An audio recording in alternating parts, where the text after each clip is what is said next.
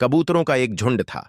वह जिस स्थान पर रहता था, एक बार वहां भयानक अकाल पड़ा। आसपास खाने के लिए कुछ नहीं बचा। झुंड के सभी कबूतर भूखे थे। कबूतरों के मुखिया का नाम चित्रगुप्त था।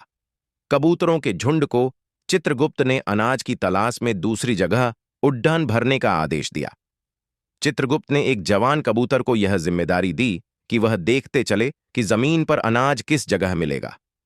वह जवान कबूतर सबसे नीचे उद्यान भर रहा था। भूख के कारण सभी कबूतरों शक्ति क्षीण होने लगी थी। जवान कबूतर को एक जगह अनाज बिखरा हुआ दिखलाई दिया। उसने जानकारी चित्रगुप्त को दी। भूख से व्याकुल झुंड की परेशानी को देखते हुए चित्रगुप्त ने झुंड को नीचे उतरने आदेश दिया। कबूतर शिकारी के जाल में कैसे फंसे। सभी कबूतर नीचे उतारकर दाना चुगने लगे, लेकिन वह दाने एक शिकारी बहेलिया ने फेंक रखे थे और एक वृक्ष पर जाल तान रखा था। जैसे ही कबूतरों के झुंड ने दाना चुगना शुरू ही किया था कि शिकारी ने जाल नीचे गिरा दिया। अब कबूतरों का पूरा झुंड उस जाल में फंस गया। कबूतरों का सरदार चित्रगुप्त पछताते हुए कहता है, ओह, यहां तो शिकारी ने जाल फेंका था और हम भूख से इतने व्याकुल थे कि दाना चुगने के पहले हमने कुछ सोचा ही नहीं।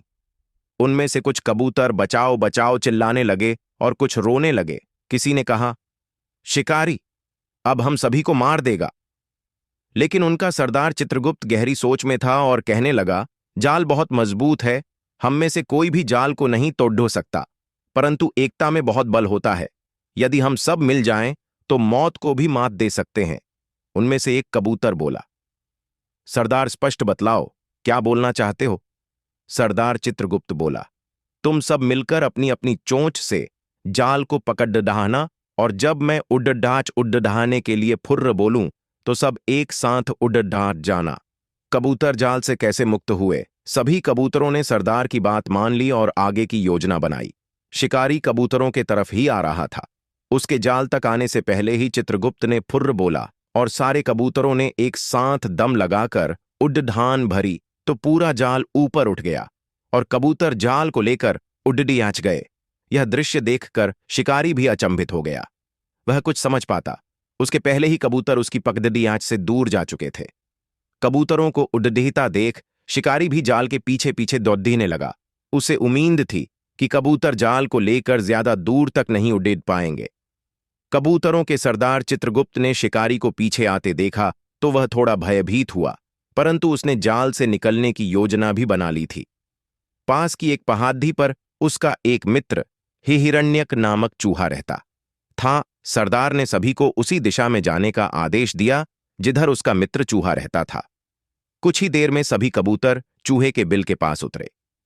सरदार ने अपने मित्र चूहे को आवाज लगाई, भाई हिरण्यक, अपने बिल से बाहर आओ, आज मुझे तुम्हारी मदद की आवश्यकता है। हिरण्यक चूहा अपने मित्र चित्रगुप्त की आवाज पहचान गया और जैसे ही बिल से बाहर आया, चित्रगुप्त ने संक्षेप में सारा किस्सा सुना दिया और जल्द से जल्द जाल काटने के लिए कहा। मूषक हिरण्यक ने कुछ ही देर में जाल काट दिया और सारे कबूतर स्वतंत्र हो गए।